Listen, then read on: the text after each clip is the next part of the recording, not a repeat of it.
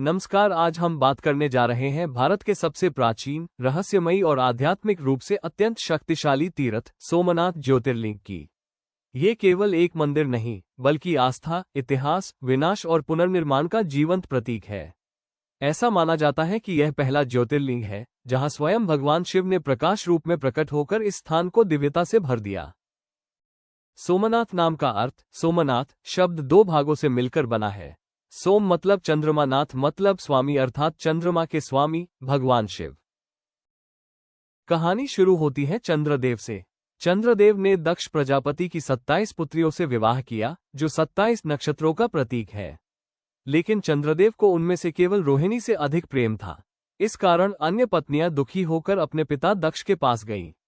दक्ष प्रजापति ने क्रोधित होकर चंद्रदेव को श्राप दिया, तुम धीरे धीरे क्षीण हो जाओगे। इस श्राप से चंद्रदेव का तेज कम होने लगा और पूरी सृष्टि में अंधकार छाने लगा। तब चंद्रदेव ने भगवान शिव की कठोर तपस्या की। उनकी भक्ति से प्रसन्न होकर भगवान शिव प्रकट हुए और बोले, श्राप पूरी तरह समाप्त नहीं होगा, लेकिन तुम हर महीने क्षीण और फिर पूर्ण होते रहोगे। यही कारण है कि चंद्रमा घटता और बढ़ता है। और जहां चंद्रदेव ने तपस्या की, वहीं भगवान शिव सोमनाथ ज्योतिर्लिंग के रूप में स्थापित हुए। सोमनाथ मंदिर का इतिहास जितना पुराना है, उतना ही संघर्षपूर्ण भी है।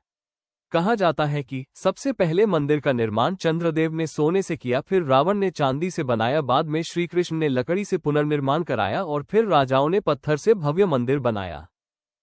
सोमनाथ मंदिर पर कई बार आक्रमण हुए। सबसे प्रसिद्ध हमला महमूद गजनवी ने 1025 ई में किया। उसने मंदिर को लूटा, तोड़ा और वहां की अपार संपत्ति ले गया।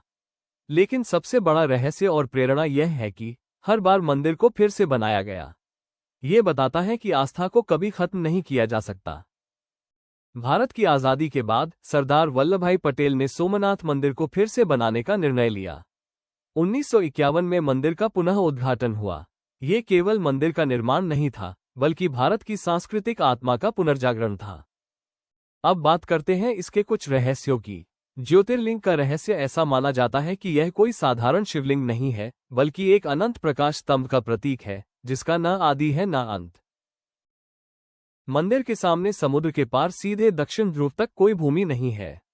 इसका मतलब ये स्थान पृथ्वी की एक सीधी ऊर्जा रेखा पर स्थित है। भक्तों का मानना है कि यहां ध्यान करने से विशेष शांति और शक्ति मिलती है। सोमनाथ मंदिर समुद्र के किनारे स्थित है। लहरों की आवाज और मंदिर की घंटियों का संगम एक अद्भुत आध्यात्मिक वातावरण बनाता है। ऐसा लगता है जैसे प्रकृति भी यहां भगवान शिव की आराधना कर रही हो। सोमनाथ केवल एक तीर्थ नहीं, बल्कि एक अनुभव है। ये हमें सिखाता है, कठिनाइयां आएंगी, लेकिन आस्था नहीं टूटनी चाहिए। विनाश के बाद भी पुनर्निर्माण संभव है। सोमनाथ ज्योतिर्लिंग हमें एक गहरी सीख देता है। सच्ची आस्था को कोई नष्ट नहीं कर सकता। जब भी जीवन में कठिनाइयां आएं, तो सोमनाथ की तरह अडिग रहना चाहिए।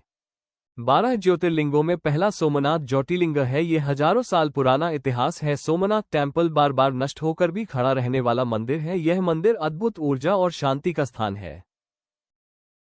अगर आपको यह वीडियो अच्छी लगी हो तो प्लीज लाइक करें।